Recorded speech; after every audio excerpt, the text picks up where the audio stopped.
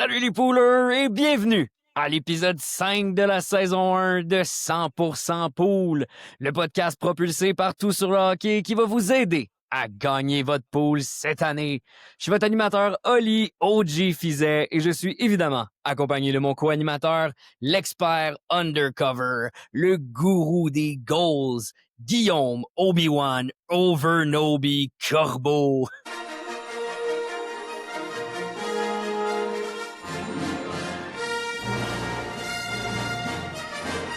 Corbeau, comment ça va? Ça va bien. Content de voir que la thématique de la semaine va être Star Wars. On l'annonce officiellement aujourd'hui. On commence comme ça. Écoute, je me suis laissé inspirer par l'Halloween. C'est pour ça ton petit surnom cette semaine. C'est correct. Ben écoute, l'Halloween est fini. On s'en va déjà vers Noël. Les décorations sont déjà très, très, très présentes. Joyeux Noël à tout le monde d'avance. Le 3 novembre, on peut mettre du Mariah Carey. It's not Christmas. Écoute, cette semaine, à l'épisode, on va commencer par un petit warm-up sur un sujet d'actualité, suivi d'une première période des Dump and Chase, là où on vous recommande les joueurs à jeter et les joueurs à aller chercher, suivi de 2 périodes de soutenables ou insoutenables, lors desquelles on vous dresse une liste des joueurs qui over ou underperforment, puis on analyse et on explique pourquoi leur rythme va être soutenable ou insoutenable. Mais avant toute chose, on vous invite à aller suivre nos pages Facebook, YouTube, Instagram, TikTok de 100 Pool Podcast. Si vous cherchez des joueurs à aller trouver sur le waiver wire et que vous vous demandez quelle équipe a plusieurs matchs cette semaine, par exemple, on a un post pour vous. On va faire des reels en masse. Donc, allez nous suivre sur toutes les pages de réseaux sociaux. Pour cette semaine, pour le warm-up, je me suis dit qu'on était au 8e de la saison, déjà 12 matchs de jouer pour la plupart des équipes. Je me suis demandé, Guillaume, c'était quoi ton hot take cette semaine? C'est quoi là, que tu penses qui va arriver d'ici la fin de la saison? Tu veux-tu un hot take du genre le Canadien va faire les séries ou tu veux un hot take où est-ce que je vais regretter dans une couple de semaines? Hey, non, je veux qu'on regrette d'ici la moitié de l'année. Je veux que tu prennes des chances et que tu te brûles. OK, je vais me brûler. Puis c'est comme une pensée que j'ai eue en me disant « Hey, c'est possible, tu sais. » Puis là, je vais faire mon hot take. Les Sabres de Buffalo vont faire les séries. Je vais y aller avec ça. Wait, what? Quoi? OK, toi, tu t'es dit Zach Benson va se réveiller puis ils sont repartis. Non, mais en fait, ils ont vraiment très, très mal commencé la saison, mais depuis, ils ont la même fiche que les Leafs. Là. Ils ont vraiment pas une mauvaise équipe. Ils sont quand même... Bon, ça ne sera pas une puissance là, s'ils font, ça va être par la peau des fesses, mais il n'y a pas beaucoup d'équipes qui vont être dominantes. Les Panthers sont amochés. Les Leafs ont de la difficulté sans Marner. Les Blue Jackets sont pas particulièrement convaincants. Les Islanders sont pas là, sont pas dans la course. Quand tu regardes dans la métropolitaine, là, les Flyers, bon, les Pingouins en ce moment jouent très, très bien, mais est-ce que c'est durable? Dans l'Est, c'est comme une place là, qui est prenable. Même les Sénateurs, là, sans Brady Tkachuk, c'est pas la même équipe du tout. Fait que je suis pas, écoute, c'est un hot take, là, je suis d'accord. Puis je mettrais pas 2 millions, je mettrais pas mon hypothèque de maison là-dessus. Mais je pense que c'est pas impossible qu'ils réussissent à se faufiler, qu'ils soient compétitifs. Alex Lyon, dans les filets, fait un bon travail défensivement. Je pense que quand Kesselring va revenir au jeu, ça va solidifier la défensive aussi. Puis offensivement, Tage Thompson n'est pas encore à son apogée. Tu parlais de Benson tantôt. Jack Quinn s'est tranquillement mis en marche aussi. Peut-être pas autant qu'on aurait espéré, mais l'année dernière, on se rappelle, c'est ce qui s'est passé avec Jack Quinn aussi. Ils ont un genre de Jason Zucker avec de la profondeur. Écoute, leur profondeur s'est réveillée, c'est vraiment ça. Tranquillement, pas vite. Eric Kulich a 1 an de plus. Tu sais, c'est comme ces joueurs-là sont pas mauvais. Je prendrai pas le joueur des Sabres encore. Puis je vais encore continuer de faire attention, mais tu me demandes un hot take, puis je me dis, écoute, il y a vraiment une possibilité que ça arrive. Fait que pourquoi pas les Sabres finir cette disette ou ils vont finir 9e, là, mais why not? Tu me dis un hot take que j'allais regretter. Celle-là, je vais le regretter. Mais ils sont 5-2-3 depuis dans les 10 derniers matchs. C'est pas extraordinaire, mais c'est loin d'être mauvais. Là. Écoute, ton hot take, c'est chaud, c'est chaud. Pas mal. J'ai hâte qu'on en reparle justement à la moitié de la saison. Je comprends que t'es pas d'accord, mais moi, je veux savoir c'est quoi ton hot take à toi. Écoute, moi, mon hot take, je sais pas s'il est si chaud que ça. Peut-être que Normand Brathwaite trouverait que je me mouille pas assez, mais je vais dire que, écoute, peut-être à l'effigie du branding du podcast, les Ducks d'Anaheim vont finir premiers dans la Pacifique. Nice. What? How? Je sais qu'ils surprennent, mais je pense sincèrement qu'ils vont aller devant les Knights, devant les Oilers. La jeune équipe d'Anaheim va être là. Les Adam Banks sont là. Adam Banks, Edina, Minnesota. Gordon Bombay, le coach, les coachs si bien. I'm Gordon Bombay. I'm the new coach. Écoute, ça va, tout va bien à Anaheim. Devant Vegas. Devant Edmonton, je peux acheter l'argument, mais devant Vegas, devant Eichel, devant Marner, aïe aïe, ok. Mais- Mon take, il peut être mauvais, mais le tien, il est pas Il est mieux. pas là. si... Puis le pire, c'est qu'il est pas si pire.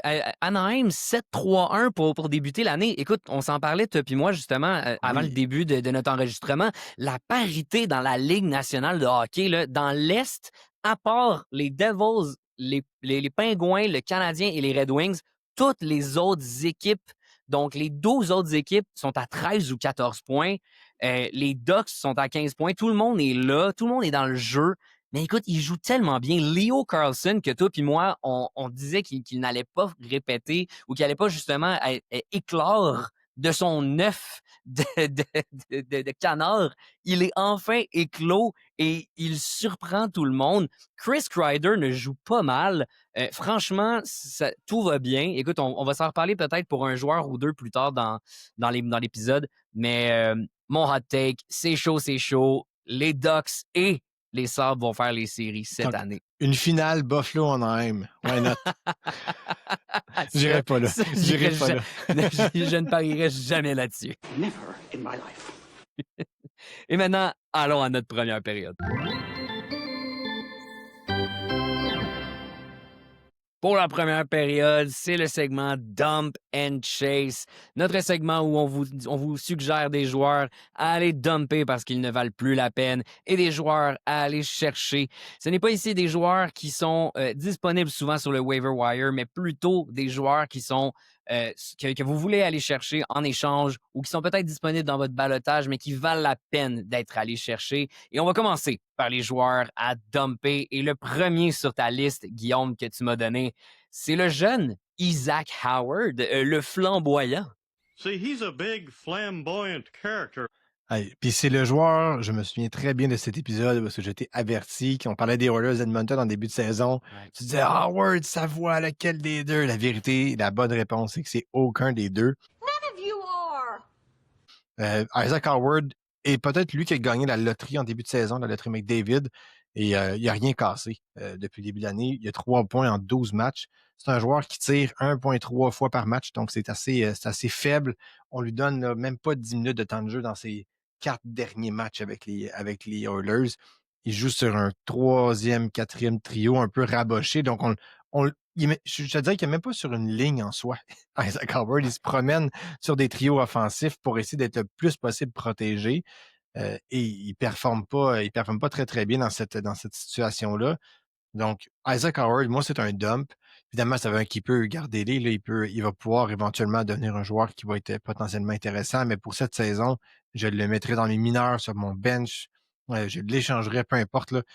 Ce n'est pas un gars que je vois revenir dans l'organigramme des Oilers. Encore plus que Zach Hyman revient sous peu. Il va encore plus prendre le bord. Donc, Isaac Howard n'est malheureusement pas de calibre LNH pour le moment. Il me fait un peu penser à Rutger McGourty l'année dernière, où est-ce qu'on le voyait si gros, jouer à Crosby ou Malkin. Finalement, Malkin, le nouveau Malkin, pas celui de l'année passée. Finalement, ça fait un peu poète-poète. Donc, Isaac Howard, tu peux retourner dans les mineurs. Je pense que ça serait bien qu'il tourne dans la Ligue américaine, qu'il ait remplir sa fiche de points, qu'il revienne l'année prochaine avec McDavid, Draisaitl dans 2 ans. McDavid a signé un contrat de 3 ans, donc Enfin. il y a 3 ans pour jouer sur le premier trio. Ouais, je pense qu'il devrait effectivement retourner dans la Ligue américaine, essayer d'avoir un rôle un peu plus offensif. On croit tellement pas en lui. Sur un deuxième trio, c'est Vasily Podkolzin et Jack Roslovic qu'on est allé chercher en joueur autonome, qui joue très bien d'ailleurs, Jack Roslovic. Mais Roslovic est un peu la réponse au fait que ni Savoie ni Howard ont été capables de prendre cette place. On leur a donné une chance. Roslovic était disponible. Roslovic n'est pas particulièrement responsable dans sa zone. Donc, quand tu as Roslovic et Bouchard sur la glace en même temps, c'est un peu dangereux, mais il n'en reste que Howard n'est pas un joueur de calibre, puis Roslovic, c'est un joueur calibre LNH. Ton prochain joueur de dump, c'est le remplaçant un peu à Nashville de la blessure de Roman Yossi, Brady Shea. Ah, il fait rien, Brady Shea. Ah Il fait non. absolument rien. 3 passes en 13 matchs. Écoute, il n'a jamais tiré aussi peu dans sa carrière, à part sa saison recrue. Là, c'est 7 matchs avec les Rangers en 2015-2016. On parle de 1,3 tirs par match. Ça veut dire qu'il y a 17 tirs en 13 matchs. C'est vraiment peu pour un défenseur qui joue 23 minutes. Là, c'est vraiment, vraiment peu. Euh, les Prédateurs n'ont pas une grosse équipe offensive non plus, là, soyons honnêtes. Ça n'a pas des gros canons offensifs. Les Forsberg Stamkos, pardon, Evangelista, ça n'a pas des grosses saisons non plus.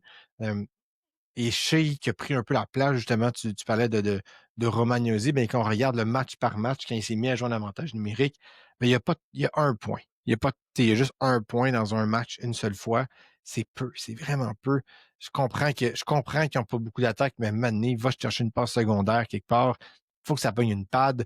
Puis il lance pas, tu sais, c'est comme les deux ensemble, fait que tu dis, il n'y aura pas de point, il lance pas au filet. Fait que la seule façon que Brady Shea a de se faire un point en ce moment, c'est dans la sortie de zone ou dans un jeu de tic-tac-toe où est-ce qu'il passe à l'ailier, qui passe au centre. Tu sais, comme, c'est vraiment pas un scénario très, très favorable dans son cas pour le faire produire.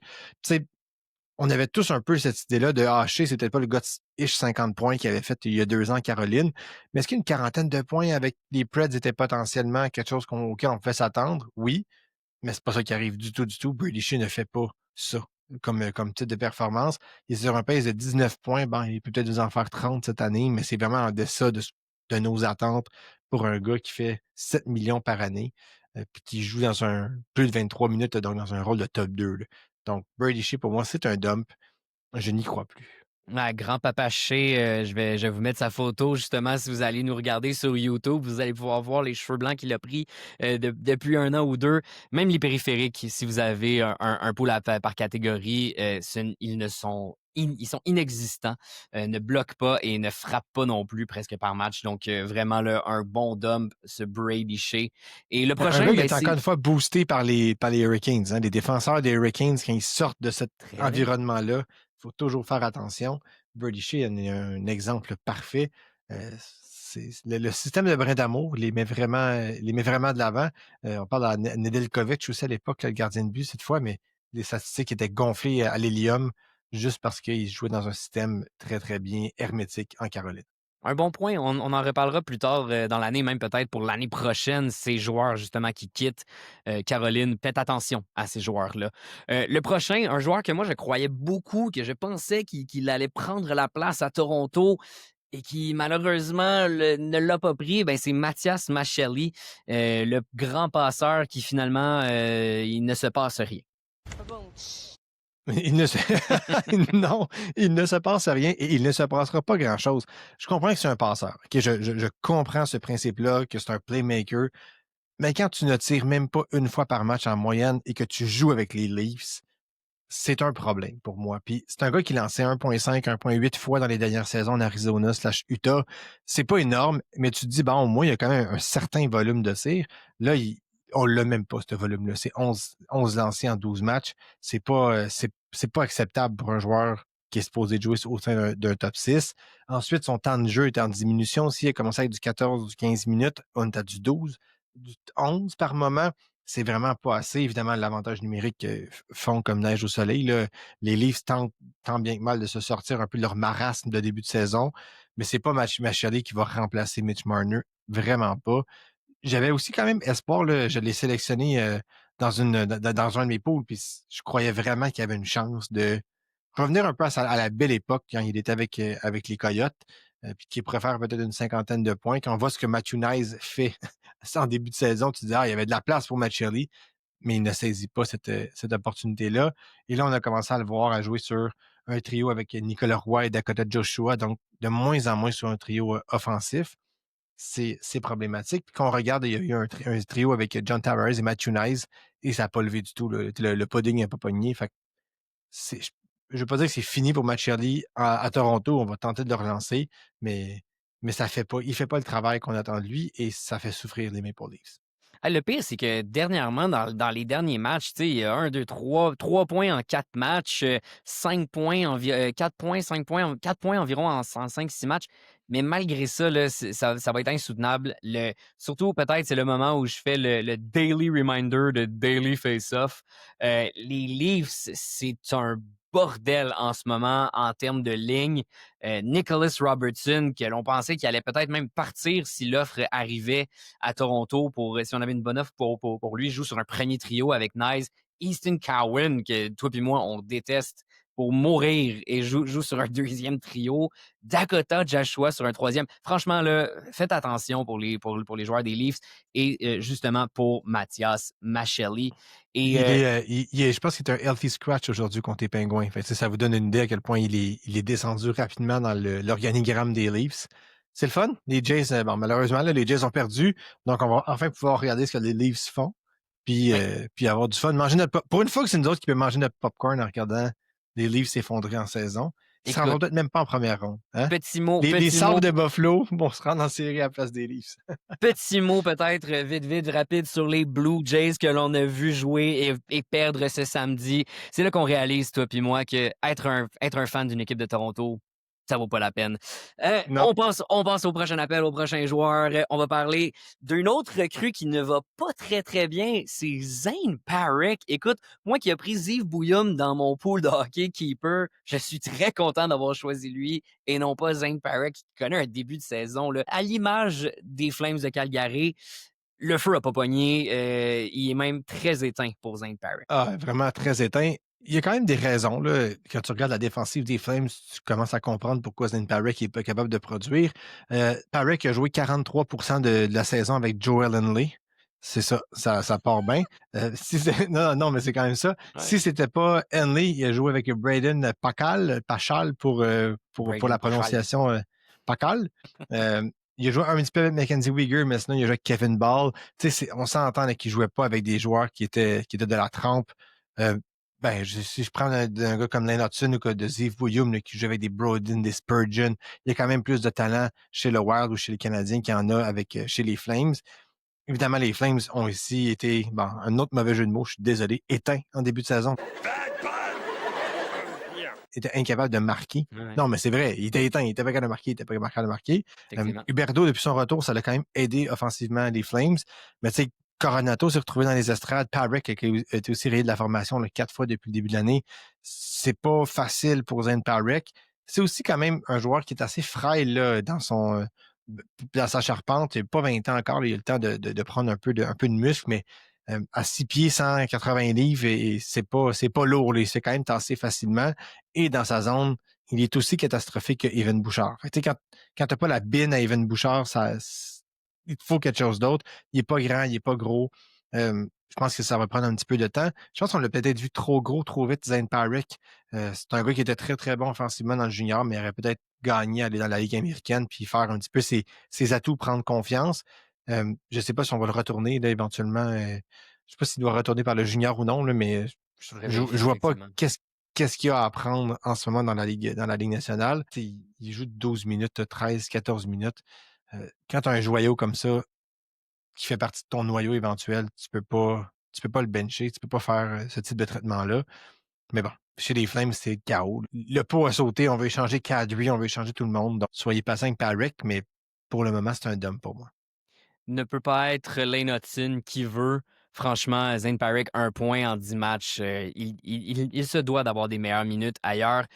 Surtout quand, justement, comme tu l'as dit, ton coéquipier, c'est Joel Henley, ancien d'ailleurs des légendes des Canadiens de Montréal, pour ceux qui jouent à Puck Doku. Là. Petit clin d'œil au Steamies de Laval. Joel Henley. Non, mais je veux dire, Joel Henley, quand tu joues avec Joel Henley, la majorité de ton temps, c'est impossible que tu performes. C'est impossible.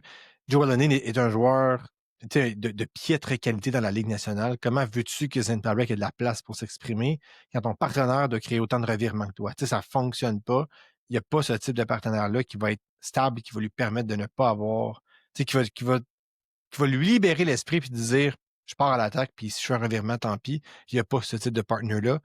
C'est impossible qu'il performe en jouant avec un joueur de cette trempe-là. Qu'on le mette avec Weegar puis qu'on accepte de perdre, je comprends pas pourquoi on le fait pas rendu là. Autre joueur, justement, un petit dynamo offensif qui, lui non plus, ça n'a pas pogné. L'œuf n'a pas éclos. Anaheim, Olen Zellweger, qui, écoute, malgré les performances de Jackson Lacombe, qui sont pas incroyables et qui pourtant gardent le premier power play, on ne donne pas la chance à Olen Zellweger. Ben, je pense que Zellweger est un peu coincé derrière Lacombe et son contrat. Lacombe a 4 points depuis le début de la saison. Pas un gros début de saison. L'avantage numérique des Ducks n'est pas non plus extraordinaire en ce début de saison. Puis on parlait un petit peu plus tôt dans l'épisode à quel point l'attaque des Ducks s'était dévoilée. Ben, c'est pas le cas d'un point de vue des défenseurs. Zellweger a autant de points que Pavel Minchukov, pas le même temps de jeu, là, mais quand même, ça se ressemble. Lacombe a juste 2 points de plus que Zellweger et malgré tout, c'est lui qui a tout l'avantage numérique. Quand on regarde, pourtant, d'un point de vue statistique, Zellweger est copié-collé à ce qu'il faisait l'année passée, puis on se dit, il devrait avoir plus. Il tire encore 2 points une fois par match. On se dit, c'est positif. Il y a peut-être éventuellement, ça va finir par rentrer, mais son temps d'avantage numérique, bon, l'année dernière, il est à 45 il est à 30 là. On s'entend que l'échantillon est peut-être un peu mince encore. Il joue encore exactement le même nombre de temps. Il y a le même déploiement dans la même équipe. Je comprends que les Ducks sont un peu meilleurs offensivement, mais s'il n'y a pas plus de temps de glace de qualité, il ne fera pas plus de points. Donc, je ne vois pas comment Olen Zellweger peut faire pour se démarquer.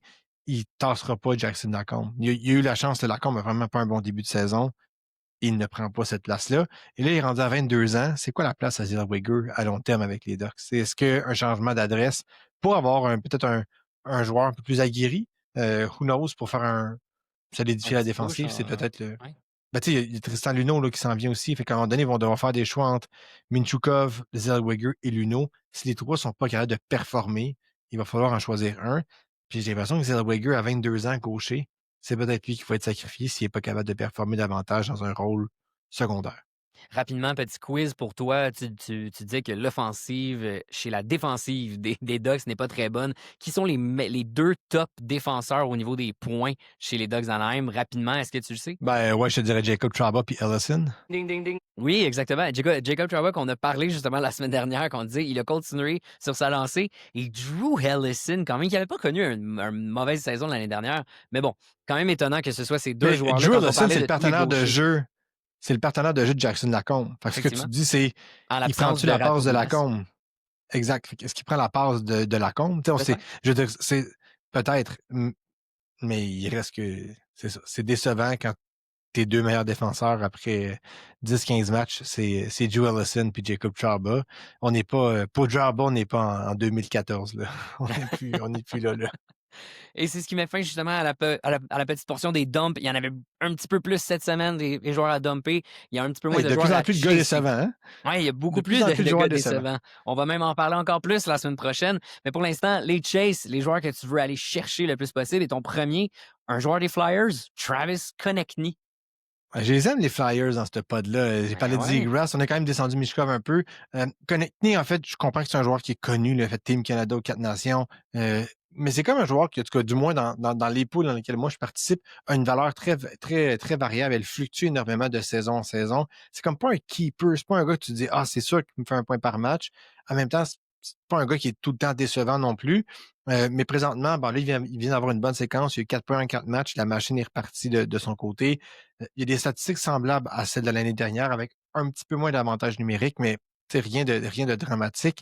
Donc, on peut espérer à ce qu'il fasse une saison semblable à ses 76 points de l'année passée. Mais en ce moment, il y a un pace de 55. Donc, il est un peu sous ce pace-là. Donc, si vous avez dans un échange un joueur un joueur à ne pas échanger en ce moment, ça serait Konechny, mais c'est un joueur à aller chercher aussi. Des fois, dans un waiver, il peut se retrouver, il peut glisser un DG qui est un peu impatient là, puis qui veut s'en débarrasser. Il restera pas là longtemps, mais ça peut être un joueur à aller chercher. Moi, c'est un joueur que je ciblerais si j'étais vous à acquérir dans un échange. Travis Konechny, c'est un sure shot. Il va faire ses points. Il y a pas beaucoup de profondeur chez les Flyers. Plus que la saison va avancer, plus que Konechny va être appelé à performer.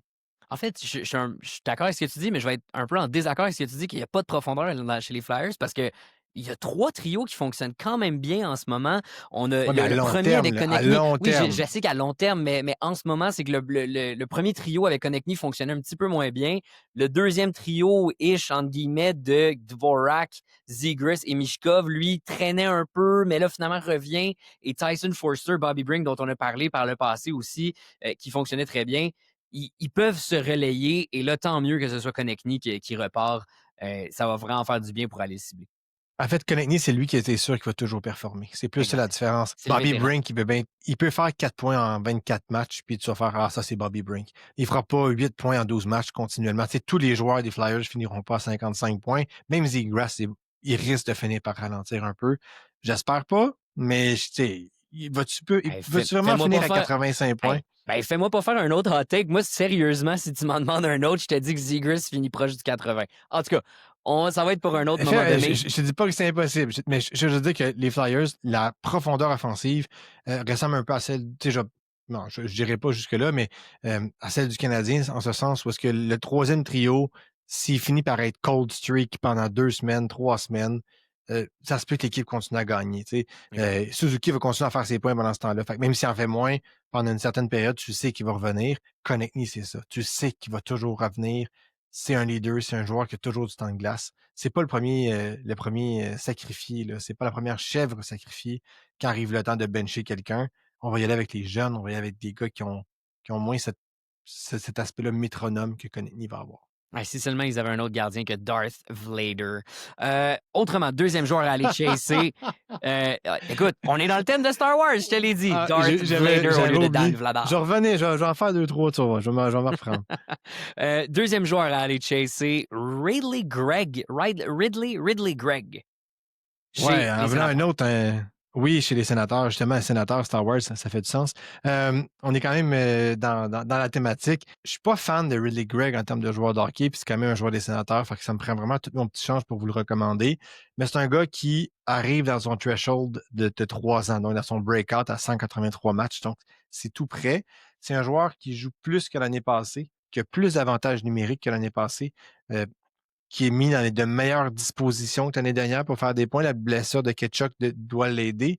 Et c'est aussi un joueur qui connaît un début de saison un peu moyen. Donc, les chances qu'il a de faire plus de points sont élevées. Je le mets là parce que c'est le genre de joueur, des fois, qui ont à valeur zéro qu'on doit inclure dans un échange ou que vous cherchez une façon de relancer votre club sans devoir vider votre banque d'espoir ou choix au repêchage. Pour moi, Ridley Gregg, c'est ce genre de joueur-là. Low cost ou zero cost, pas super sexy. Il a joué en avantage numérique dans les derniers matchs avec les sénateurs, avec Batterson, Cousins et Stützle. L'équipe a marqué 5 buts. Donc, il est sur cette unité-là. Il n'a pas fait de points encore de façon continue. Pas fait de points du tout, en fait, sur l'avantage numérique. Mais il est là. Puis le fait qu'il soit là, puis que l'avantage numérique fonctionne, il va peut-être finir par récolter ses points. Puis ça, moi, ça m'intéresse. Donc, Ridley Gregg, c'est comme un joueur que tu ramasses un peu à terre, puis tu dis, bon, ben, je vais le rentrer dans mon line-up en espérant. Si vous cherchez un gars à peut-être relancer pour avoir une courte séquence, je connais que Ketchuk revienne. Je pense que Ridley Gregg. Voyons, j'ai de la misère à le dire autant que toi. Ce joueur des sénateurs est le gars que je ciblerais. Il n'y en a pas beaucoup des gars comme ça qui sont vraiment sous le radar, là, puis qu'à Mané vont se faire une séquence de 4 points en 4 matchs. Greg, c'en est un. Donc, la petite peste des sénateurs, c'est le genre de joueur aller chercher pour aller chercher cette séquence-là. You never know quand tu joues avec Stützle, Batterson et Cousins sur l'avantage numérique. Ouais, si seulement il lui donnait le temps de jeu sur une première ligne au lieu de Nick Cousins. En tout cas, franchement, les sénateurs, là, je déteste en parler. Je vais continuer de les détester, surtout après le match qu'on a vu contre les Canadiens. C'est vraiment une équipe que j'adore détester de plus en plus. Et prochain, ben là, écoute, on va rester dans le thème des Canadiens, oui. Ottawa. On va parler d'un joueur des Canadiens. I see that you're a Montreal Canadiens fan. Juraj Slavkovski. Écoute, que Oui, tout le monsieur. monde, tous les fans, on va dire, ah ouais, on s'attendait à un 50, 60. Slav, sur une première ligne, joue excessivement bien. Il passe le test de l'œil. Je regarde pas tous. Donc, le Canadien, une fois de temps en temps, mais encore là. Mais il passe aussi le test statistique. C'est-à-dire qu'on parle souvent de son breakout. Est-ce que c'est l'année du breakout de Slav? Mais Slav n'a jamais tiré autant dans sa vie. Il tire à 2,3 fois par match. Puis c'est en début de saison, je ne sais pas si tu te souviens à nos épisodes du Canadien, c'est ce qu'on disait de Slav. C'est tant et si longtemps qu'il ne tirera pas plus au filet. Il ne réussira pas à passer cette barre-là du 60-65 points. Ouais. Mais là, en ce moment, il lance un rythme de 2,3. L'année passée, il était à 1,7. L'année précédente, 1,9. Fait il est allé chercher là, ce 15-20 de plus de lancers-là par match qui va lui permettre techniquement d'aller chercher plus de points. Cette année, il y a juste une seule mention d'aide. Bon, c'est une passe secondaire, là, mais ça n'a pas vraiment d'importance à ce point-ci. Il devrait aller chercher quand même un petit peu plus de passes. C'est un gars qui allait chercher une trentaine de mentions d'aide dans les dernières années. Donc, s'il lance 2,3 fois par match avec une 30-35 passes, il devrait flirter avec le 60 points de 48. Donc, si à 21 ans, il est en croissance en termes de points, là, qu'il est dans l'augmentation de sa production, qu'il lance toujours de plus en plus, il va continuer à faire des points. Et là, je vais arriver aussi sur le point de l'avantage numérique. Bon, Demidov vient de s'insérer sur cet avantage numérique-là. Le Canadien a vraiment marqué, je pense que c'est 5 fois ses 7 derniers avantages numériques. Une statistique un peu folle, mais ça démontre à quel point Slav, en étant sur le power play, il va aller chercher des points supplémentaires. Et ça aussi, ça va le rapprocher du 60-65. Donc, pour moi, Slav, là, c'est un gars d'aller chercher. Évidemment, tout le monde suit les Canadiens, mais des fois, il y en a qui sont allergiques à Slav. Donc, vous vous trompez pas en allant chercher ce joueur-là. Il joue aussi avec des sacrés studs de Suzuki et Caulfield. Oui, un bon début de saison. Ce sont des bons joueurs de hockey. À un moment donné, il faut falloir l'avouer à Montréal qu'on est des bons joueurs. Donc, tant mieux. Et justement, le Canadien a une meilleure équipe. Slav commence plus de mise en jeu en zone offensive. Il frôle le 60% cette saison. Fait que, ce sont tous des indicateurs qui démontrent que l'utilisation qu'on en fait est optimale et qu'il saisit présentement sa chance. Il y a encore juste 21 ans. Donc, le meilleur est encore à venir. Il faut juste être un petit peu patient. Mais c'est un joueur à chasser absolument en ce moment et pour une très, très longue période. Donc, si vous avez des gens qui ne sont pas sûrs de Slav sauter dessus à pieds joints, ça va être payant. Ah ouais, si en plus vous êtes non seulement pour des points, mais si vous voulez aller chercher dans un pool à catégorie 2 mises en échec, 1 bloc par match, avec, comme tu l'as dit, là, le 2,25 tirs par match. Incroyable comme joueur. Définitivement très content de l'avoir puis d'enfin voir qu'il est capable de prendre sa place à Montréal. Et on va terminer avec un joueur des Sabres de Buffalo. Écoute, ton équipe préférée cette année, Ben oui. Josh Doan, écoute, Josh Doan. Quand on les avait analysés en début d'année, on n'avait pas trop parlé de Josh Doan. On voulait pas croire qu'il allait prendre sa place. Il y avait eu des beaux flashs en Arizona avec les Coyotes lorsqu'il jouait pour l'équipe de son père. Mais maintenant qu'il est à Buffalo, écoute, il prend sa place. Non seulement il prend sa place, il fait sa place. Écoute, c'est un gars qui en moyenne joue 15 minutes par match. Donc, tu vas me dire, écoute, c'est pas tant que ça. Il lance 3 fois par match. Il lance 3 fois par match. Il me fait penser à un Cutter Gauthier version Wish. C'est-à-dire, c'est un joueur qui tire énormément, un peu moins physique que Gauthier, mais il reste que dans sa forme pour un pooler, c'est un gars qui tire beaucoup. Plus qu'on va lui donner du temps de glace, plus qu'il va tirer. Quand tu regardes son match par match, plus qu'il joue, plus qu'il shot. C'est pas sorcier, c'est pas un joueur qui a tant de variations dans son nombre de tirs. Donc, c'est vraiment un joueur que moi, je regarderais attentivement. Évidemment, il y a beaucoup de points aussi. Il y a 9 points en 12 matchs. Il faut faire attention, il y a un match de 3 points. Là, fait que des fois, il y a une séquence, il y a eu 5 points en 2 matchs. Mais dans ces 3 derniers matchs, il y a 3 points, 2 buts, une passe.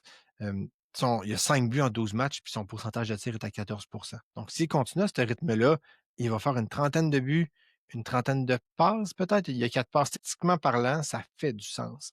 Donc, Josh Doan, c'est un part d'un gars qui était « Hey, vas-tu faire la ligue? » Un peu à la Mathieu Savoie et Isaac Howard. Et il va peut-être faire vraiment une cinquantaine de points cette année. Il ne joue pas encore sur un premier trio. Il y a encore Zach Benson et Eric Kulich sur cette ligne-là. Mais ça à Buffalo, ça peut vraiment bouger rapidement. Donc, j'aime les chances de Josh Doan d'avoir une très, très, très bonne saison cette année. C'est un gars qui a 23 ans, donc c'est sa passe ou sa casse. Mais moi, je le chasserais, j'irais le chercher, je le mettrais dans mon équipe, puis j'enjoyerais la raid pour utiliser le plus de termes français possible. Fait quoi? Josh Jones, c'est comme un late bloomer, c'est comme un padawan qui devient jamais Jedi, puis qui à un moment donné, comprend comment fonctionne la force. Sur ces beaux mots, sur cette belle métaphore, c'est ce qui met fin à notre première période.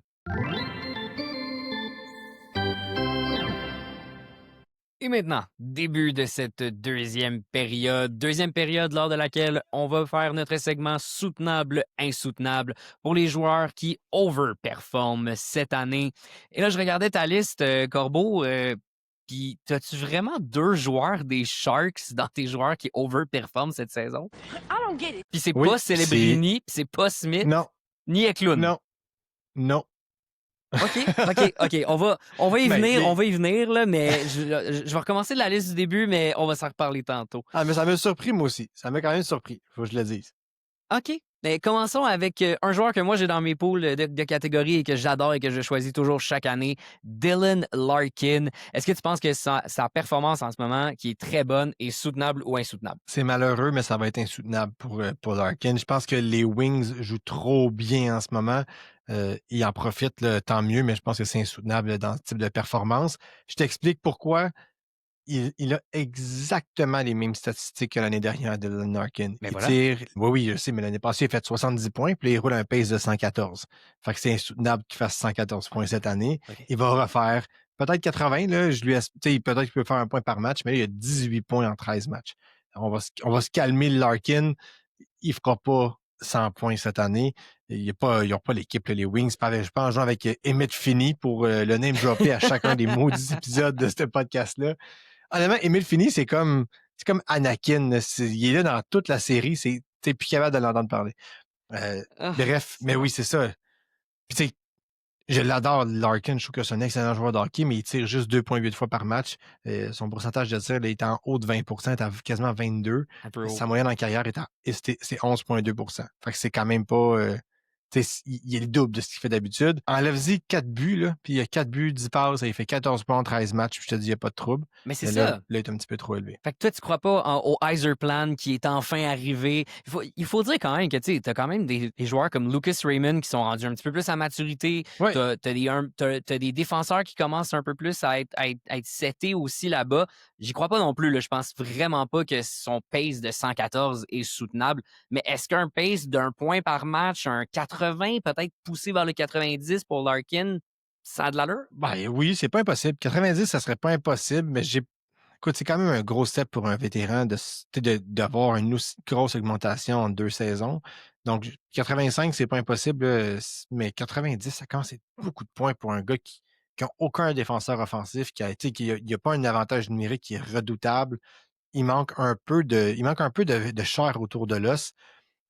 C'est juste ça qui manque, je pense, du côté de Détroit. Fait que, si Maurice Seider se métamorphosait en un gars de 60 points, je dis pas, mais en ce moment, Maurice Seider, il est pas à ce niveau-là encore. Là. Fait que, C'est bon. il ne sera pas vraiment jamais, d'ailleurs, là, mais c'est ça. Fait que, C'est peut-être non, je mon le vois pas. cue pour l'échanger d'abord dans mon pool.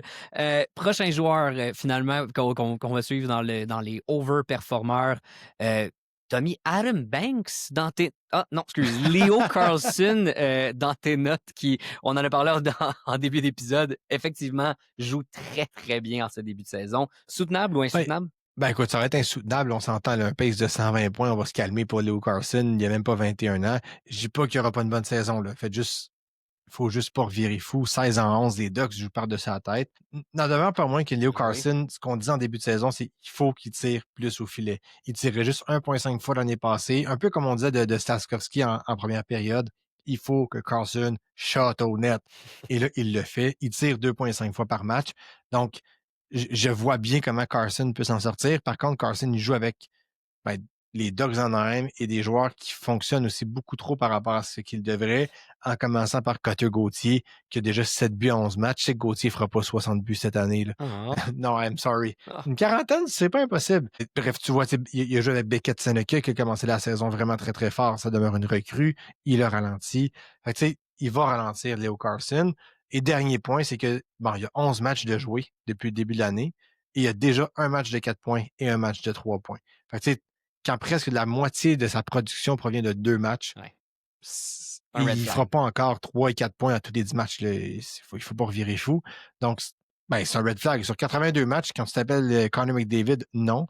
Mais quand tu t'appelles Leo Carlson puis ta meilleure saison, c'est 44 points, oui, c'est un red flag. Donc, il va se calmer, Carlson.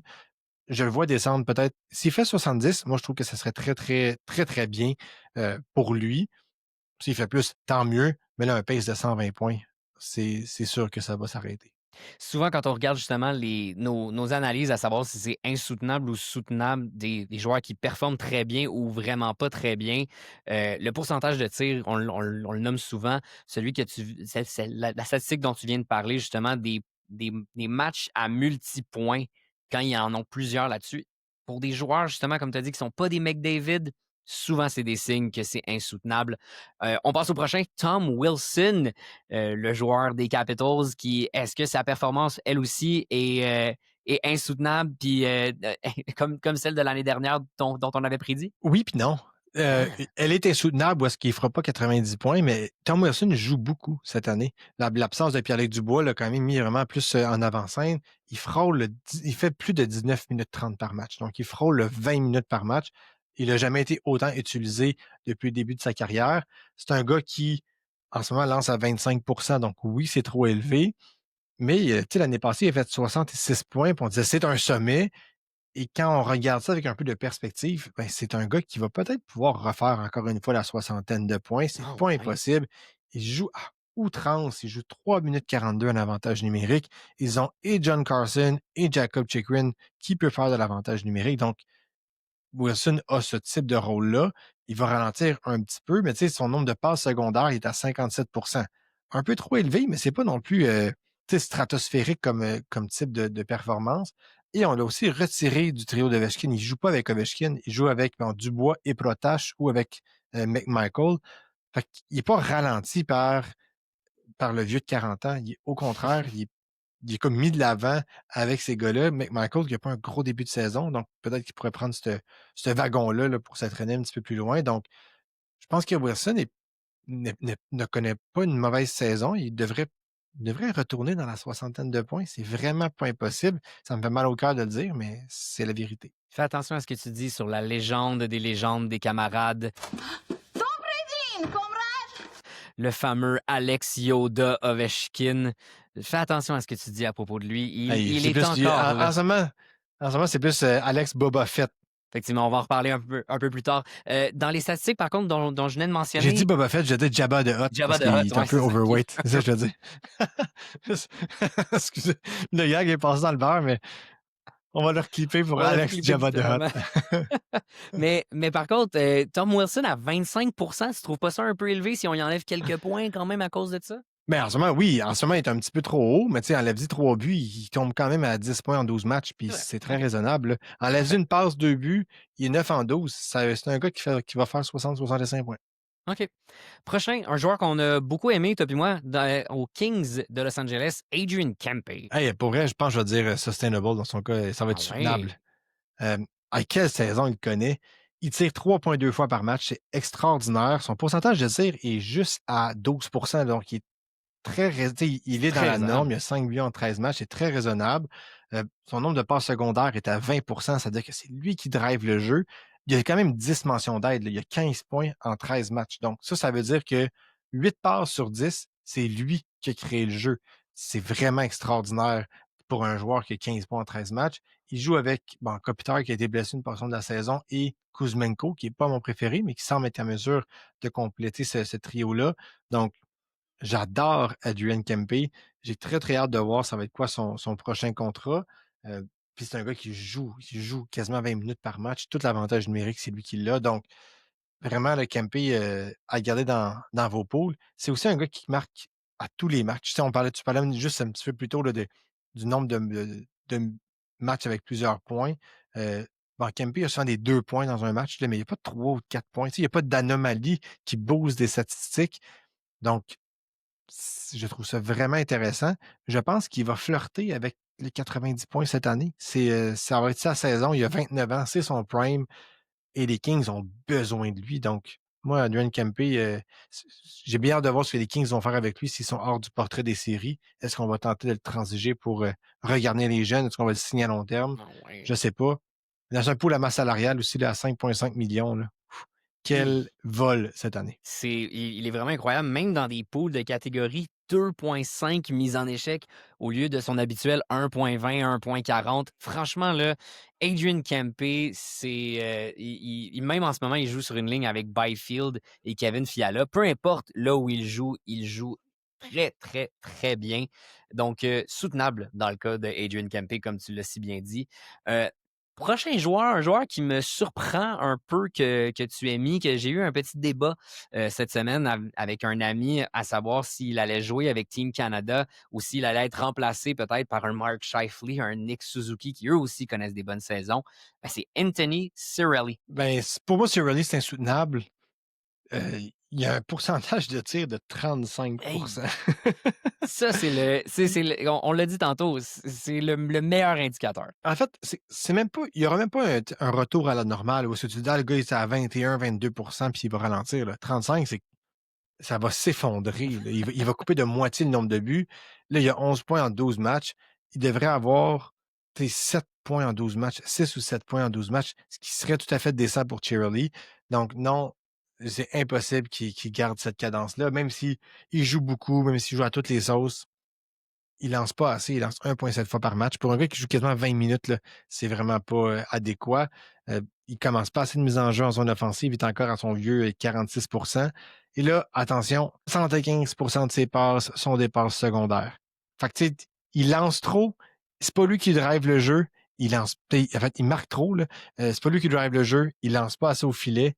À Mané, aïe, aïe, aïe. Hein. Échangez-le. Échangez Anthony Cirelli maintenant. Mais ne le startez pas, tu sais, ça veut dire head-to-head, là, ne le startez pas, mettez-le sur votre banc, puis vous avez le choix entre lui et un autre, prenez un autre. C'est impossible que ça soit maintenable sur une longue période. Non seulement j'y crois pas, c'est comme si vous le faites, c'est votre problème, on vous aura averti, mais c'est ça, vous êtes pas très, très vous êtes comme vous êtes comme des Stormtroopers, tu sais, qui rentrent toujours dans des un peu niais, là.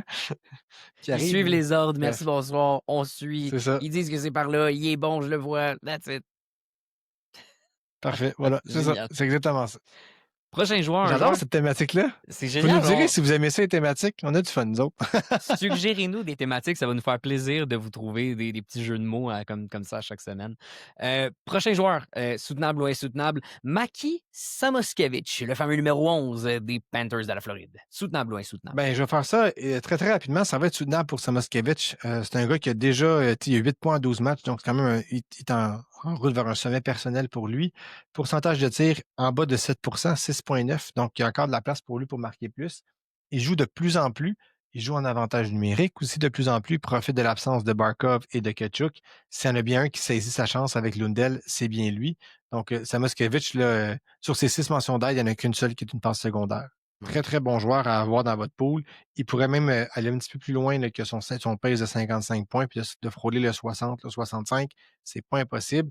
C'est un gars qui a 23 ans, qui a roulé sa bosse avec les Panthers l'année dernière, qui a vu c'est quoi gagner. Donc, j'aime bien ses chances. Et on commence à le mettre dans des meilleurs... sur des meilleurs trios. Il a vu la glace avec Brad Marchand et Sad Bennett. Donc, tu sais qu'on commence à le mettre avec les trios offensifs des Panthers. Maki, c'est un bon choix. C'est un gars qui est un peu peut-être underrated aussi dans plusieurs pools. Là. Il n'est pas toujours sélectionné sur Fantrax ou Yahoo. On l'avait vu en début de saison, vous l'avez conseillé. Vous auriez dû justement nous écouter pour savoir s'il allait bien fonctionner. Et là, on arrive finalement aux 2 joueurs des Sharks de San Jose. Était-ce Macklin Celebrini? Non. Will Smith? Non plus.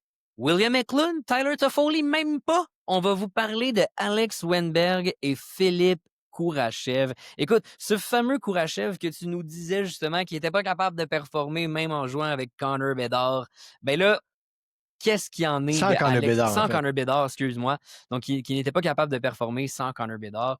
Donc, qu'est-ce qu'il en est de Alex Wennberg et de Philippe Kourachev cette saison? Soutenable ou insoutenable? Écoute, c'est insoutenable. Là. On va se le dire, les deux sont insoutenables, mais pour la blague, je vais quand même te poser une question piège. Dans le match des Sharks contre les Red Wings du 2 novembre, donc de match de dimanche soir, combien de temps tu penses que Alex Wennberg a passé sur la glace? Ben, il joue un petit peu plus. C'est vraiment plus le deuxième centre maintenant chez les Sharks. Pour que tu me poses la question, écoute, je vais y aller avec quelque chose que je pense qu'il se peut pas, mais un 18 minutes. Il a passé 26 minutes sur la patinoire. Quoi? Il a joué 26 minutes. Hein? Y a-tu eu double prolongation en saison régulière? Que se passe-t-il? Il n'y a pas eu de point. Mais non, en fait. Il n'y a pas eu de il y a une point super en belle- 26 Non. minutes? Pardon? 26 minutes 15 de temps de glace. Il a joué 77% de l'avantage numérique. Ah oui, il a vraiment joué. Il était sur le premier avantage à toutes les sauces, littéralement. En fait, Wenberg, en ce moment, il a eu 8 points en 13 matchs. Tu vas me dire que c'est pas fou, mais pour un gars qui n'a jamais fait vraiment plus que 40 points dans les 4 dernières saisons, je trouve que c'est quand même quelque chose à souligner. Son pourcentage de tir est à 23%. C'est un gars qui tire une fois par match. Tu sais, comme... Mais il joue vraiment, vraiment, vraiment beaucoup en ce moment. Et on parle de matchs dans les 4 derniers. Écoute, depuis le début de la saison, en fait, son plus bas total de minutes est à 16-26. Et là, il y a eu des matchs de 26 minutes 15, 21 minutes, 22-56, 23-27. C'est très, très, très longtemps sur la patinoire pour Wenberg. Fait que, je veux dire insoutenable en ce sens où je pense qu'il ne tire pas assez pour faire des points, mais il est quand même d'une certaine façon soutenable de si on lui met des alliés qui font quand même du sens, il y a quand même, tu parlais de, on niaisait tantôt avec Smith, Celebrini, Toffoli, Eklund, il va finir par jouer avec un de ces gars-là, il va être capable de le faire performer. En ce moment, il joue avec Eklund qui a une très, très bonne séquence et Kourachev, justement. Mais bon, regarde, Wenberg, il joue vraiment beaucoup. C'est ça. Je sais pas quoi penser. OK. Je ne Alex comprends pas. Wenberg me laisse aussi en émoi que les 3 derniers films de Star Wars. Tu sais, je sais pas quoi penser. Ils sont pas supposés être bons, mais en même temps, je me ramasse toujours à les écouter. Fait que je sais pas quoi penser de ça. Puis Philippe Kourachev, lui, soutenable, insoutenable? Le Kourachev, c'est complètement insoutenable. Complètement insoutenable. Il a été rayé de la formation le 21 et le 23 octobre. Il est revenu, puis il s'est fâché, puis il a décidé de faire 8 points en 6 matchs, en 5 matchs, en fait. Donc, très, très belle séquence pour Kourachev, mais il tire beaucoup, il tire 2,3 fois par match dans cette séquence-là, donc c'est très bien. Mais un pourcentage de tir à 20%, c'est vraiment trop élevé. Tout est trop élevé, en fait, là, son nombre de... Quand son trio est sur la patinoire, là, le pourcentage de tir à 5 contre 5 est à 20%. C'est vraiment trop élevé. Il n'y a même pas eu de premier avantage numérique dans cette séquence-là pour Kourachev. Donc, maintenez, descendez un petit peu vos attentes, là, abaissez vos attentes. Il va peut-être faire 35 points. Là. Il est capable de jouer avec un gars de talent comme Eklund puis de le faire fonctionner un petit peu, mais personnellement, j'ai pas beaucoup d'espoir qu'il va continuer avec cette pace-là. Les Sharks ont gagné quelques matchs consécutifs aussi, ont joué des bons matchs. Quand tu gagnes 6-5 en prolongation, ça aide à engraisser une fiche. Mais ultimement, là, je pense que Kourachev a plus de chances de perdre sa place dans la formation qu'un gars comme Wenberg. On pourrait mettre Michael Misa à la place de Kourachev aussi. Fait que tu sais, c'est comme... Bref, Kourachev, sacrément ça au vidange. Prenez pas ça, ne tombez pas dans le panneau. Ça ne fonctionnera pas. Mais Wenberg, si vous voulez un gars qui fait des minutes puis vous voulez jouer d'espoir, là, ben, c'est un bon gars. Écoute, pour le dernier joueur de cette section des overperformeurs, soutenables ou insoutenables, c'est un joueur que je me suis surpris à regarder sur le waiver wire par rapport à ses performances qui m'ont vraiment étonné. C'est le Han Solo des Kings de Los Angeles, le vieux de la vieille, le routier, le Harrison Ford, Corey Perry. Ouais, ben là, tu sais que c'est insoutenable. Là. Je veux dire, Corey Perry qui roule un point par match en ce moment, là, c'est quand même assez évident que c'est insoutenable. Il a joué quand même... Sous le règne de Bergevin, on ne sait pas. Non, mais tu sais, son pourcentage de tir frôle le 30% en ce moment. Il tire beaucoup, là, tu sais, dans les... Écoute, je vais compter en live, là, mais il y a quand même, je pense que c'est les 8 ou 9 dernières saisons. 1, 2, 3, 4, 5, 6, 7, 8, 9 dernières saisons. C'est son meilleur nombre de tirs par match à 2,6 en ce moment, puis il fait tout ça avec moins de 15 minutes de temps de glace. C'était comme... La dernière fois que Corey Perry a tiré autant dans une saison, il jouait pour les Ducks. Ça te donne une idée à quel point ça fait longtemps. Ryan Getzlaf est encore son centre. Ça fait vraiment très, très, très longtemps. Faut soyez juste pas dupes, là. Puis ça vaut pas la peine de prendre la vague, là. Elle est déjà cassée. C'est déjà terminé. Vous pouvez ranger ça. C'est un peu dommage de pas l'avoir pris, mais c'est ça. Fait que Corey Perry, là, c'est un peu comme la toute dernière série de Star Wars, dont le nom m'échappe, mais ça fera pas long feu. Il a visé quand même aussi bien que Han Solo, accompagné de son Chewbacca, Drew Doughty, en arrière à la défense. Mais malheureusement, n'y faites pas confiance. Et c'est ce qui met fin à cette deuxième période.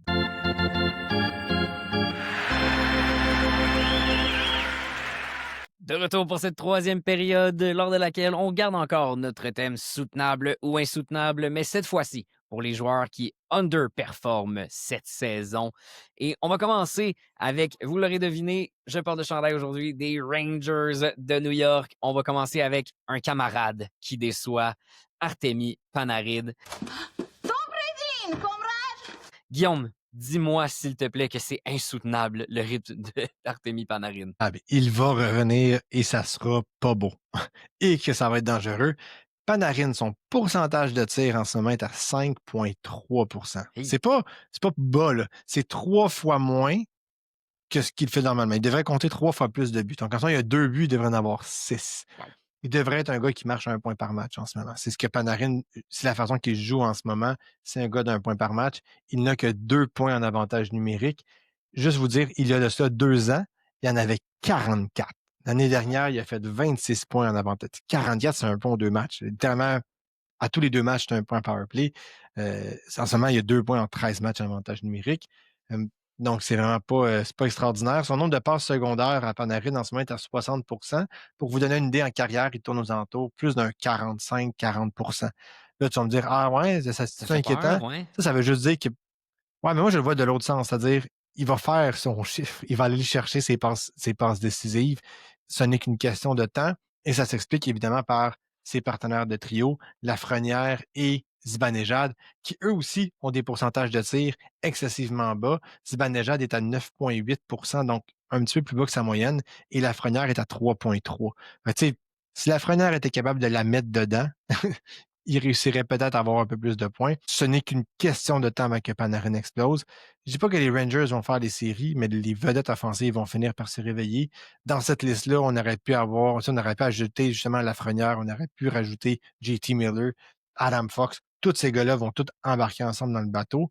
Et si jamais ça n'arrive pas, ben écoute, ça va être une saison des plus extrêmes en termes d'anomalies statistiques. Là. Ça fait aucun sens que Panarin tire à 5,3 %.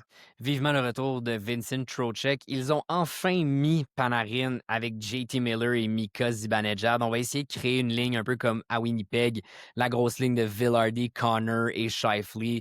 Peut-être que ça va redonner justement un peu de pep aux camarades Panarin. J'espère sincèrement que ça va lui donner un peu de pep parce qu'il est dans un de mes pools. Mais si ça ne lui redonne pas un peu de pep, peut-être qu'il va finir avec les Canadiens de Montréal et qu'il va se faire trader au trade deadline. Ça aurait dû être ça, mon hot take. Pour ceux qui nous écoutent la première fois, il n'y a rien de plus Oli que ça. C'est pas la première fois que j'en parle en plus. Année un joueur. Ce n'est pas la première fois que j'en parle. Je vais en parler toute la saison, je vous le dis. C'est ce qui va se passer.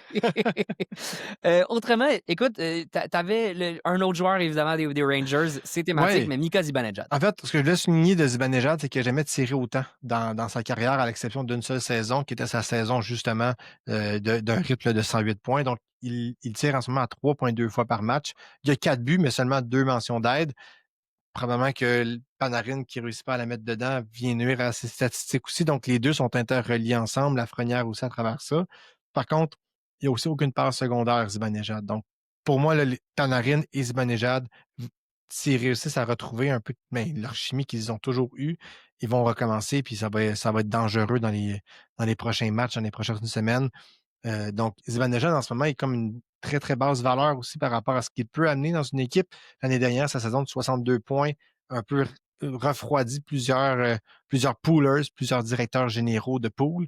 Donc, c'est peut-être un joueur à buy low aussi, rarement disponible sur waiver wire, mais très souvent, d'un point de vue chez un DG qui a peut-être moins de chances de gagner contre un choix un petit peu plus tardif, il va vous rendre la monnaie de votre pièce. Donc, Mika Zibanejad, c'est le genre de joueur que j'irai chercher. Puis en plus, il y a toute la coupe de cheveux extraordinaire. Là. Il pourrait se faire une petite queue de rat à la Anakin dans les films 2. Je sais pas c'est quoi, les 5 et 6 ou 2, 3, peu importe.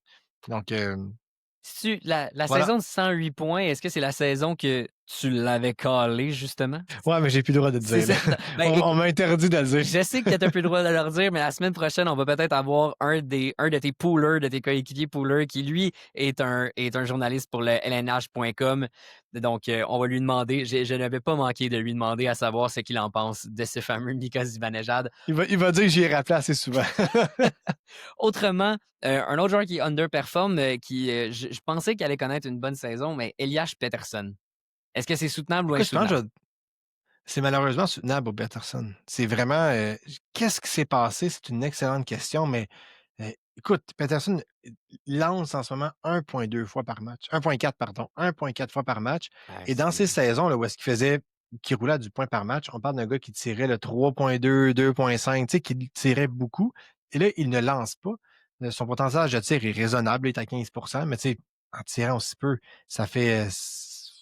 C'est impossible qu'il réussisse à performer et à générer beaucoup de points. Il joue un avantage numérique, il y a le temps de glace qui vient avec. Mais tu sais, il y a le temps de glace qui vient avec. Il joue 18 minutes 45, pas 21 minutes. Tu sais, tantôt, on parlait de Panarin, justement. Panarin, c'est du 20, 21, 22 minutes. Tu sais, même Alex Venberg fait du 26 minutes, là. Bon, je dis ça ironiquement, mais il n'a pas le temps de jeu adéquat pour refaire ses saisons de 100 points.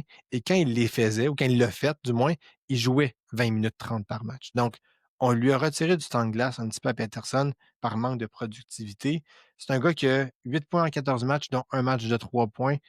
Moi, il me fait vraiment peur. Je me tiendrai très, très loin de Peterson. Je ne sais pas qu'est-ce qui s'est passé. Je ne sais pas si c'est une blessure. Je ne sais pas si c'est un problème de santé mentale. Chose certaine, par contre, il n'est plus le joueur qu'il était.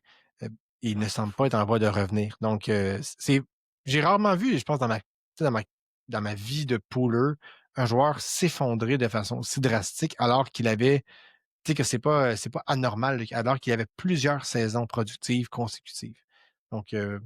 malheureusement pour Peterson, pour moi, il a pas assez proche de faire ma liste des dumps à quel point Ah je ne le ouais. vois pas, je n'aurais pas dumpé dans un waiver, là, donc c'est pourquoi il se retrouve ici, mais échangez-le. Échangez-le, puis donnez le risque à quelqu'un d'autre. Allez chercher un joueur comme Travis Konechny, comme Zibanejad. Il va vous en donner plus pour votre argent qu'un gars comme Peterson. Puis Peterson a un gros nom. Il y a toujours quelqu'un qui va espérer qu'il revienne. Mais soyez pas cette personne-là.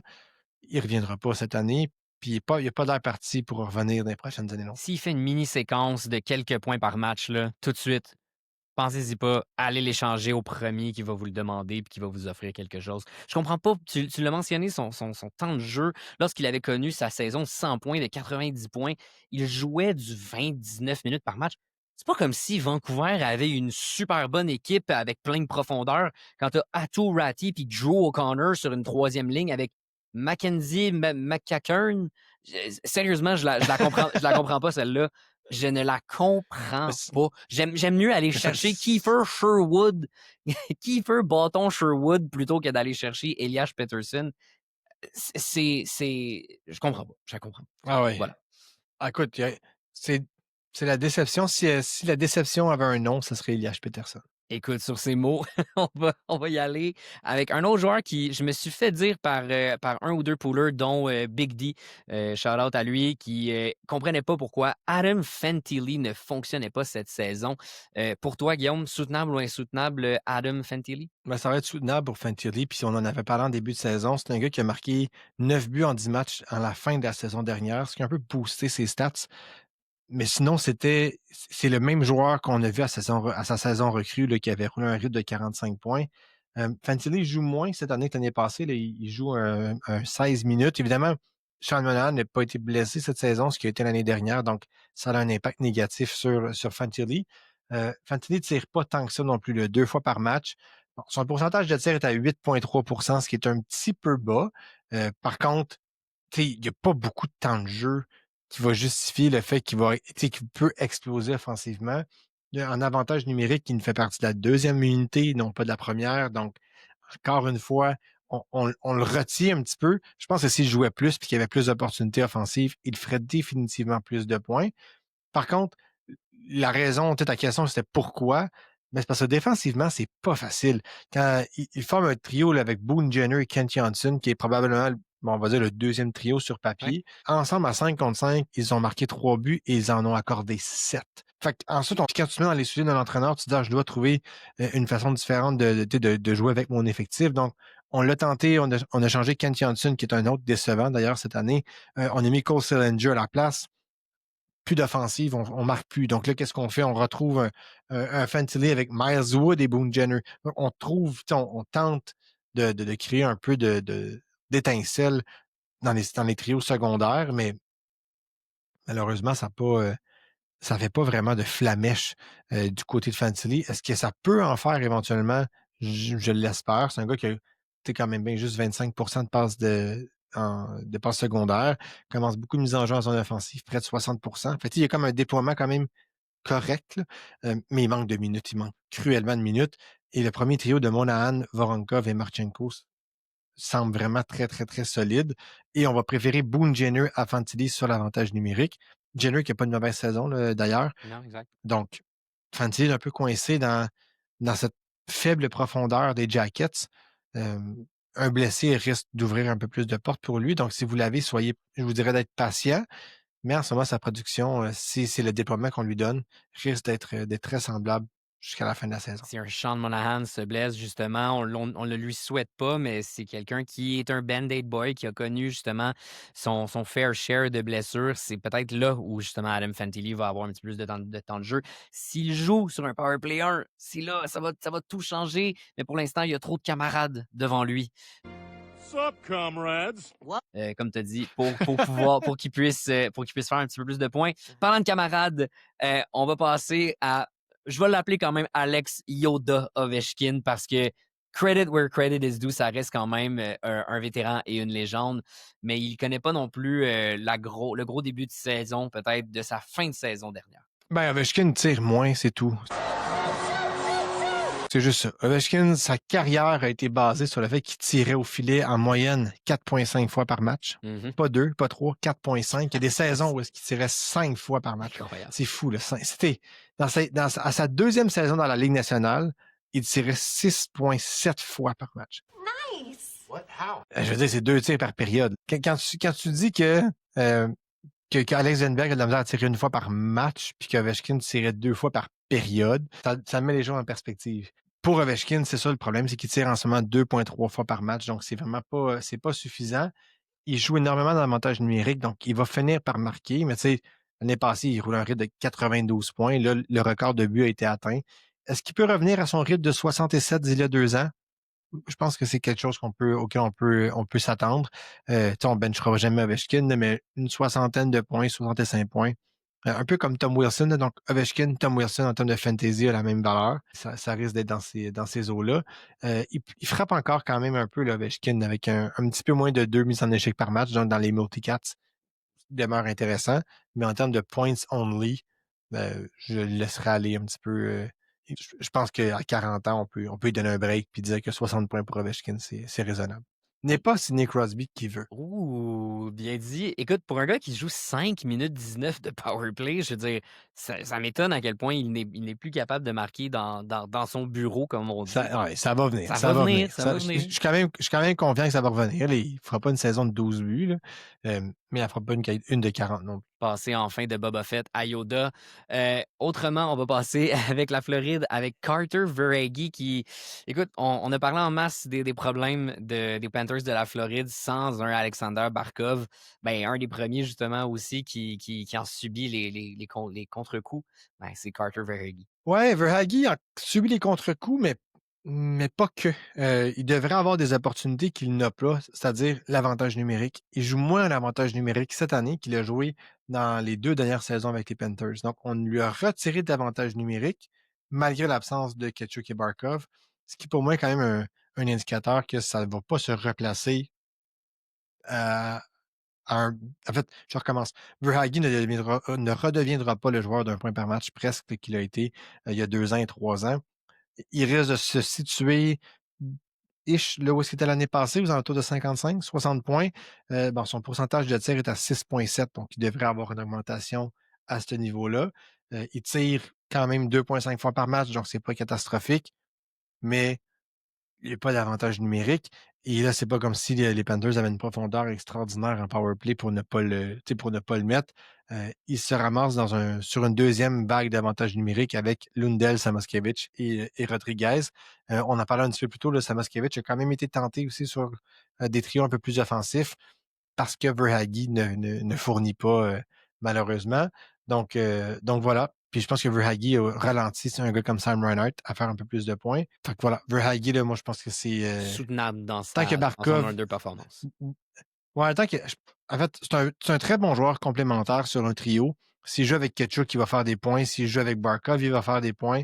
Mais c'est pas lui qui drive l'attaque de son trio. Tu sais, avertissement aux Poolers, ce genre de joueur-là est un peu dépend de ses partenaires de trio. Prochain joueur, Jared Spurgeon. Selon toi, soutenable ou insoutenable son 2 points là, en 12 matchs?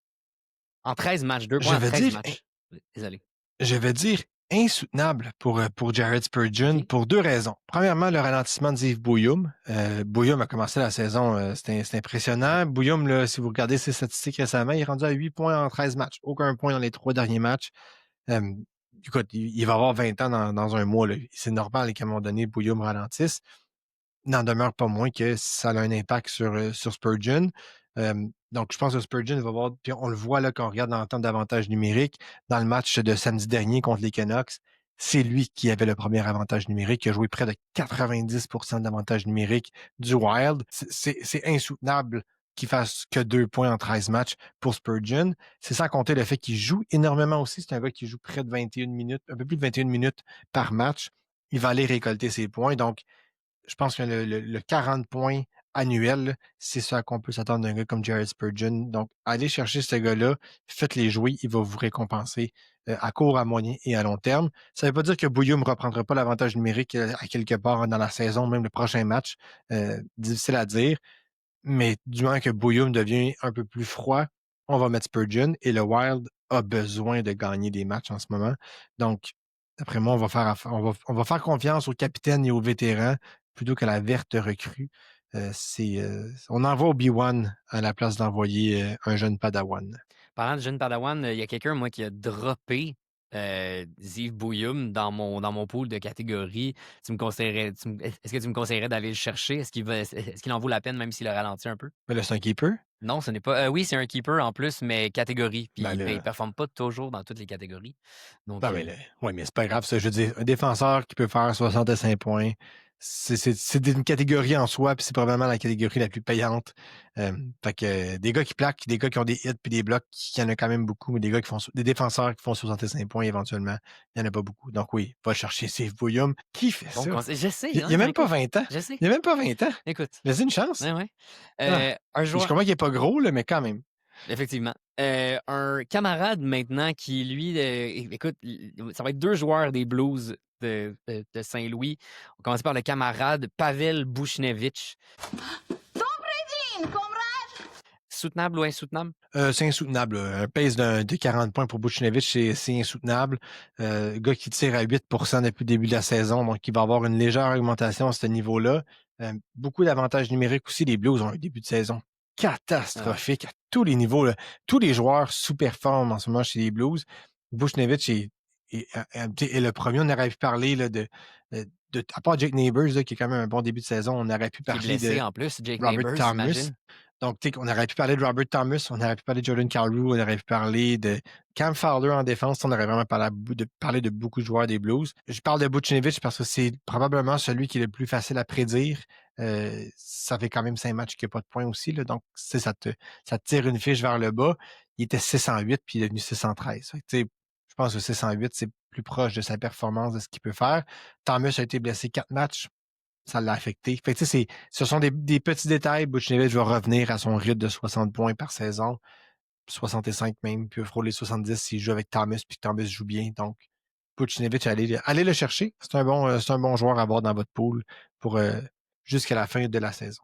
Puis tu l'as dit, écoute, les Blues ne fonctionnent pas très, très bien cette saison. Ils sont même dans les pires équipes de la Ligue avec 8 points à égalité avec les Flames de Calgary. C'est une équipe qui abandonnera jamais. Ils ont déjà été... Écoute, cette fameuse saison, ils ont gagné la Coupe Stanley puis ils étaient derniers dans la Ligue à la mi-saison. Mais ça aide pas quand tu as un Jordan Binnington qui, écoute, fait tout pour perdre sa place avec Team Canada. Ah, écoute, Bennington a quand même commencé 10 matchs cette saison et il n'a que 3 départs de qualité. C'est pitoyable. Que dire de Bennington? Je ne sais pas s'il va être capable de se replacer pour l'équipe Canada. Je pense qu'ils n'ont pas juste de le sélectionner là, parce qu'il a gagné, mais je ne sais pas si c'est lui qui va commencer. Une moyenne de 859. Si on trouve que Montembeault a de la misère, Bennington est encore pire. Un pourcentage de buts alloués là, de 3,27, ce qui est vraiment catastrophique. Là, vous me dites, Joel Offer doit être meilleur. Non, malheureusement, non. Il est pire, en fait. Une moyenne de buts alloués de 5,16 puis un pourcentage d'arrêt de 8,29. Donc, pour moi, ce que ça veut dire, c'est garder Bennington puis espérer qu'il se replace. C'est quand même un gardien de but qui fait ça souvent et qui devient complètement off pendant une certaine période puis qui finit par revenir. Moi, ce que ça me dit, c'est qu'il va avoir son lot de départ. Les Blues ont quand même pas une si mauvaise équipe que ça, là. C'est une équipe qui a fait les séries l'année dernière, qui devrait se battre encore une fois cette année pour une place en série. Personnellement, je trouve que c'est une équipe qui est assez complète. Défensivement, offensivement, beaucoup de vétérans, des bons jeunes comme Jimmy Snuggerud. Donc, j'ai confiance que les Blues vont se replacer, que Bennington va se replacer aussi. Même si lui, il est mauvais, son équipe va gagner, puis vous allez faire des points. Donc, oui, ils vont accorder moins de buts que l'équipe adverse, là. Donc, j'aime Bennington sur ce plan-là. Ensuite, on s'en reparle dans 2 semaines. Si les Blues ont perdu 5 de leurs 6 prochains matchs, je vais peut-être changer d'avis. Mais pour le moment, je pense que les Blues ont juste un mauvais début de saison et qu'ils peuvent se replacer. Si les Sabres de Buffalo ont pu le faire, les Blues peuvent le faire aussi. Donc, voilà, Insoutenable c'est ce pour que. Jordan Bennington. Ouais, insoutenable d'être aussi mauvais, effectivement. Logan Thompson ou Jordan Bennington pour le départ pour Team Canada? Ah, tout, mais pas Bennington. Pour le moment, c'est tout, mais pas Bennington. J'hésiterais entre Logan Thompson puis Samuel Montembeault. Non, c'est pas vrai. Je pense que Thompson, en ce moment, est vraiment en train de démontrer qu'il mérite sa place devant le filet. À voir qu'est-ce que Mackenzie Blackwood va faire au Colorado aussi. Je pense que ça peut être un bon challenger. Aden Hill est blessé, donc les absents ont toujours tort. Et c'est ce qui met fin à notre 3e période.